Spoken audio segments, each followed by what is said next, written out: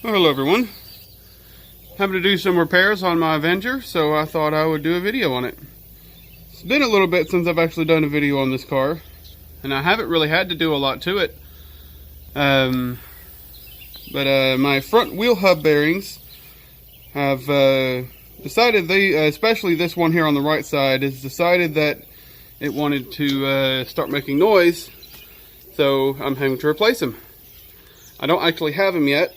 They're on the vehicle for delivery. FedEx should be delivering it sometime today, hopefully before 12, but we'll see about that. I've already got the driver's side off. Let me go ahead and show you that side. This is what it looks like fully disassembled.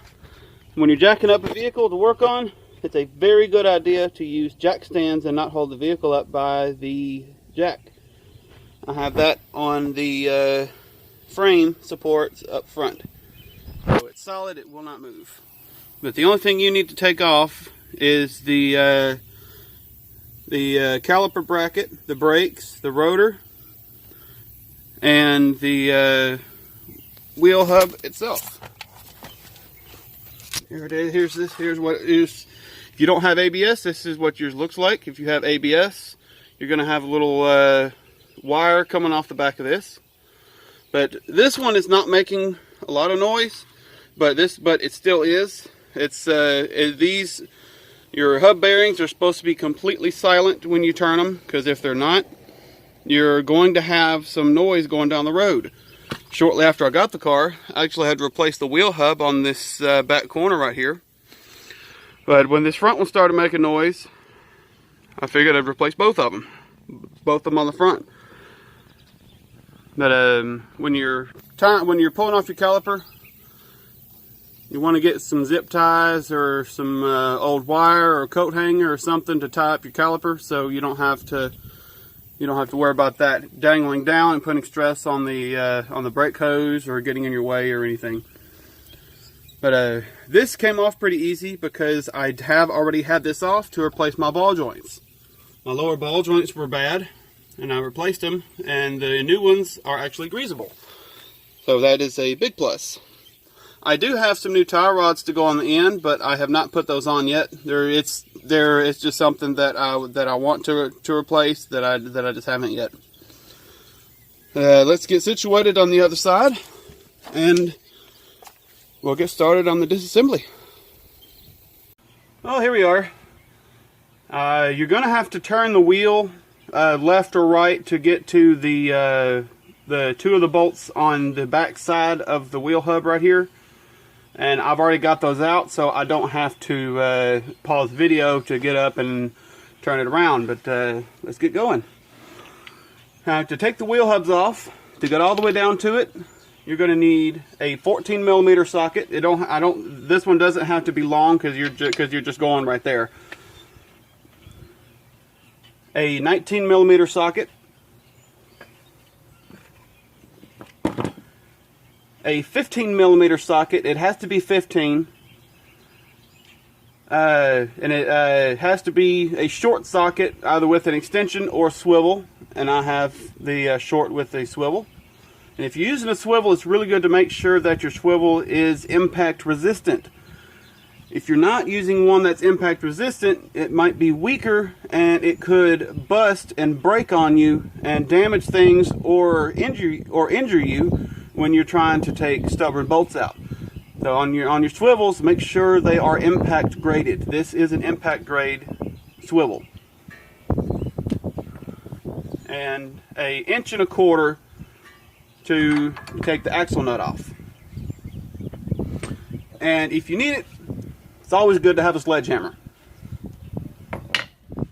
Let's get started. Now, you don't need an impact to take all this off, but it makes it a lot easier. I'm going to mute the audio when I'm using this right here, so y'all not getting an earful.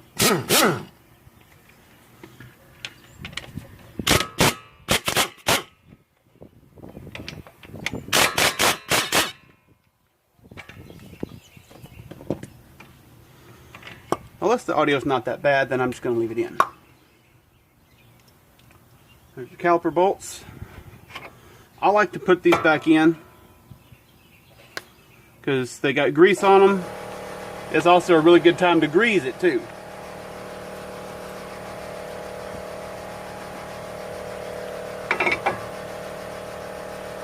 Put my caliper up.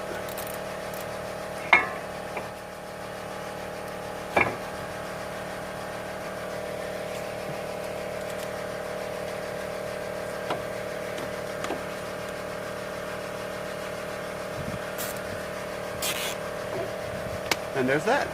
Now for the caliper bracket. Now on the caliper bolts, you need the 14 millimeter. On the caliper bracket, you need the 3/4. You can get to that, or the 19. That might actually be a little big, but let's see if we can get it.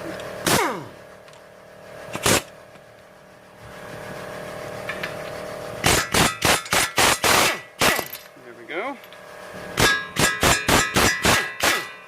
There's that.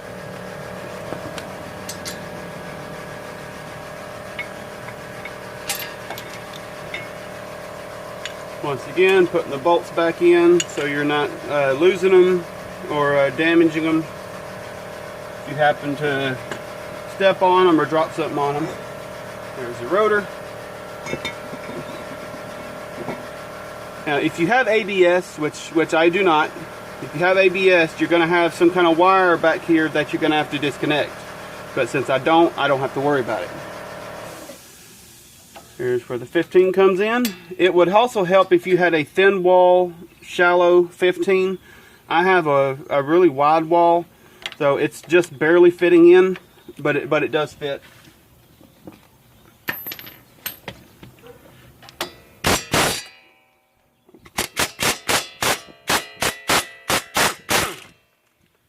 There you go, and one more.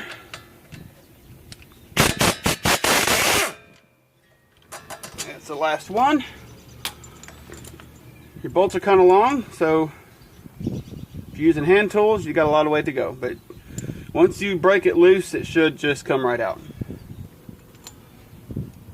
Now for the axle nut. Now, if you've never taken the axle nut off before, it's going to be difficult, and I would suggest if you don't have an impact, either pneumatic or electric, I would suggest getting a breaker bar and actually breaking this loose with the vehicle on the ground, because you should be able to get to this axle nut with the wheel still on. You just have to take off the hubcap. But put it on the ground, get the breaker bar on it, get a long pipe or something, or somebody who's a bodybuilder or something, or just to break this loose, because this is going to be tight on here. But I would highly suggest, if you like to do stuff at home, go get you a air compressor. And a good compressor, not one of those pancake compressors or really small ones to run air nailers and stuff. You want a decent size one. And I have a 29-gallon from Harbor Freight that I bought a few years ago, and I have had no problems out of it. But here we go.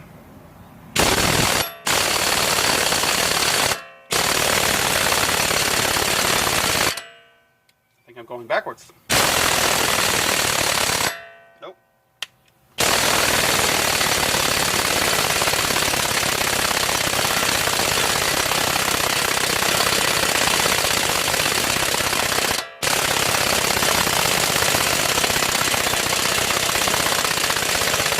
Alright, I got it off. I was going the right way the first time. It was just being real stubborn all the way to the end. That's why I recommend you have a pneumatic impact or a really good electrical impact, either battery powered or plug-in, to get this off, because these are lock nuts, because this does, after all, hold on your axle to the hub. So you want something powerful to get it off. You're probably not going to be able to get it with hand tools, even if you have a breaker bar. But like I said on the other side, I have already had this off before, and I put anti-seize on the axle teeth, or axle splines, what do you want to call it, so I wouldn't have any problems. So let's see if it'll come right off.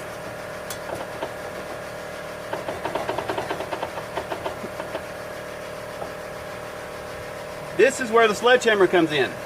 You put the nut back on. Put it on where it's just about flush. Hold this out.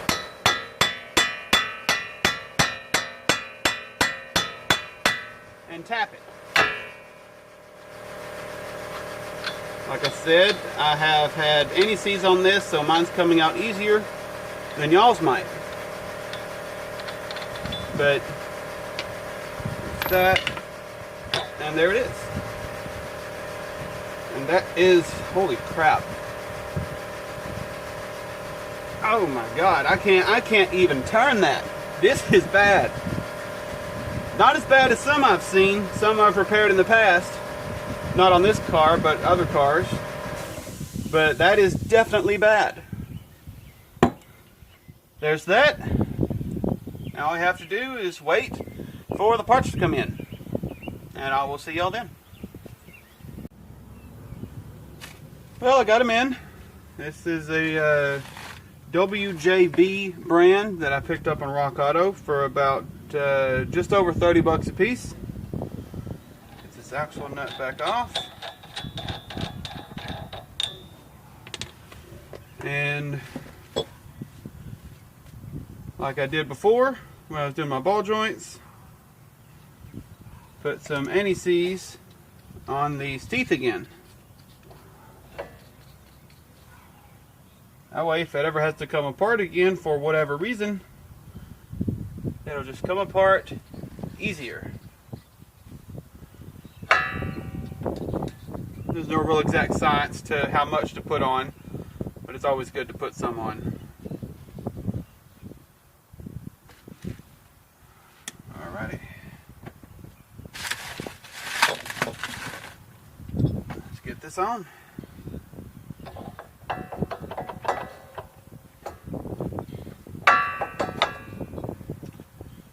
That's actually upside down.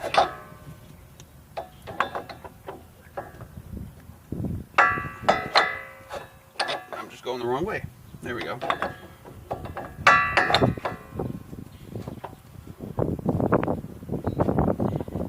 Now that was upside down. I could have just rotated it. There we go. That's better.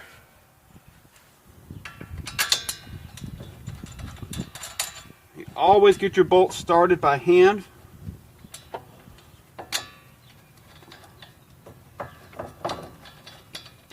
You never want to just put the bolt in and immediately go to tighten it down, because you could cross thread it.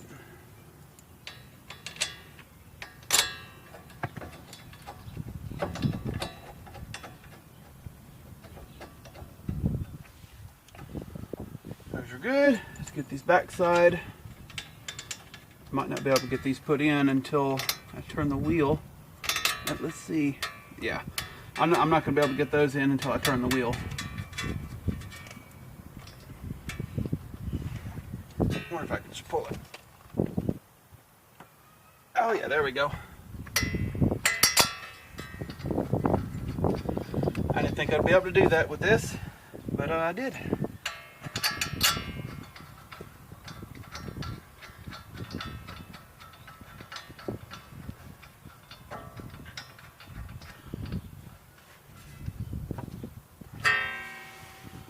And once again, these bolts holding on the hub are a 15 millimeter.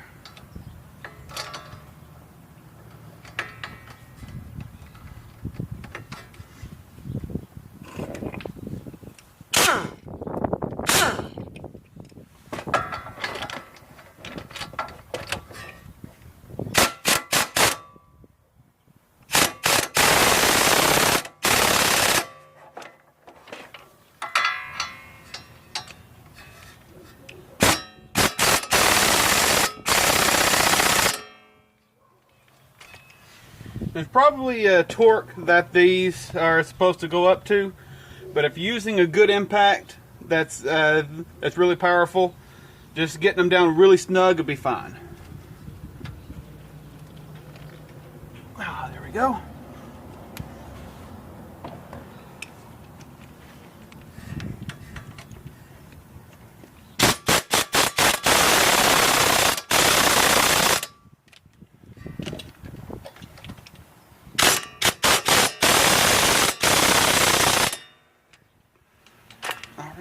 go. Now for the axle nut, I looked up online and I found a torque spec for this nut. This nut is supposed to be torqued to 118 foot-pounds. And to do that, you could probably just use an impact to snug it up, but you'll risk over tightening and damaging the bearing. You need yourself a torque wrench like this. I have it set to 118 foot-pounds, and I'm probably going to snug it up, get the nut really close with the impact first, and then finish it off with the torque wrench. And to help hold the studs still, I'm going to see if I can't use this. Use this and get the socket on. Oh yeah, I can do that. Okay. So I'm first going to snug it up with my impact.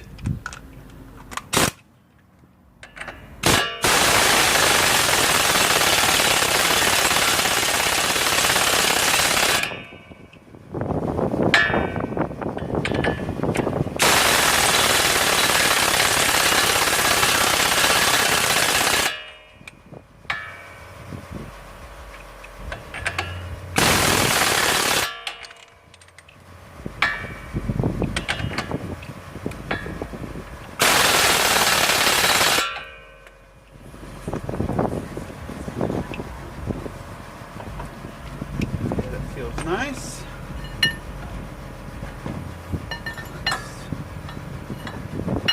see how to do this.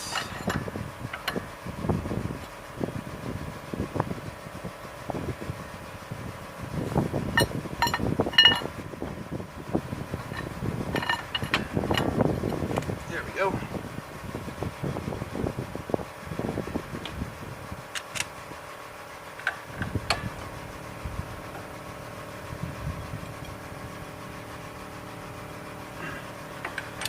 This is going to be very tight. There we go. Always do 2 clicks. Probably be easier if I stood up, but I didn't feel like standing up. But that's torqued to 118 foot-pounds to the factory spec. And that's good. And let's get the rotor back on.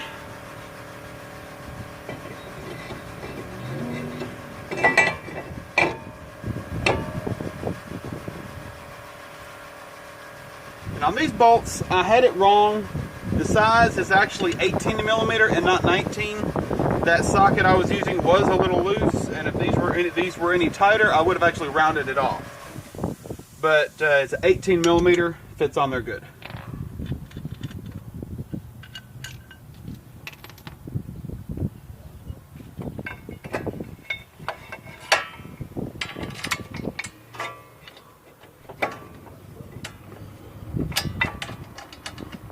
I'm usually not that concerned about the exact torque specs, but when it comes to something like this, that if you have a risk of damaging a bearing if you over tighten, I wanted to make sure that I did use my torque wrench this time.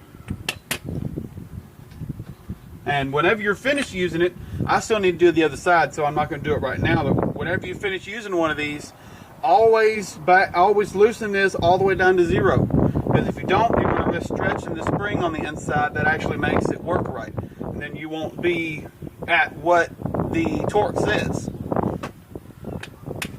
But let's get those done. I'll use my swivel. Yeah.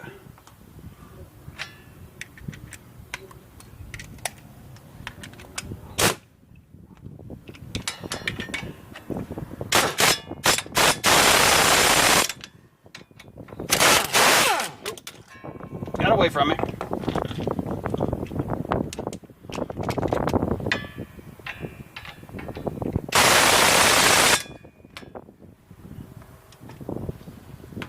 There we go.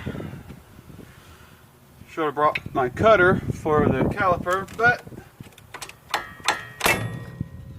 just plastic ties. When you're putting the caliper back on, make sure you're not twisting the hose in a way that it's not meant to go. And it's a good time to inspect your brakes. My brakes are fine. They changed them not that long ago. And pay attention to these because their bolts are different. This one goes in the bottom, this one goes on the top. It's a good time to inspect. Whenever you're having to take the caliper off, it's a good time to inspect these bolts. Check the boots, see if their boots are torn. Do you need some new boots? Or do they look fine?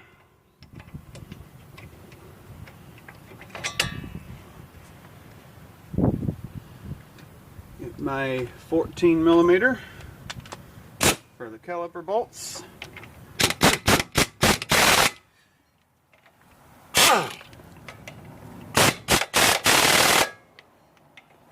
And that's good. And that's finished. All I gotta do is put the wheel back on and I'm done. I still need to do the other side, but that's it. It's really simple, man. It's a dirty job because it's around the brakes. You get your hands dirty with the black brake dust, but it's finished. The axle nut is torqued to proper spec, and that is trash.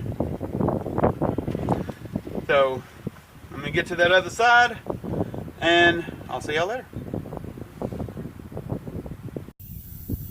One last thing before I go. When I do my next oil change, I will have a video on replacing this oil pan gasket because mine is leaking, and figured why not do a video on it. And it actually looks pretty straightforward. There's nothing really underneath it. I know I'm missing some shields, but so you might have to take off some shields. But I will be replacing that oil pan gasket. So in the future, in a few months, y'all keep a watch out for that video. And I'll see y'all later.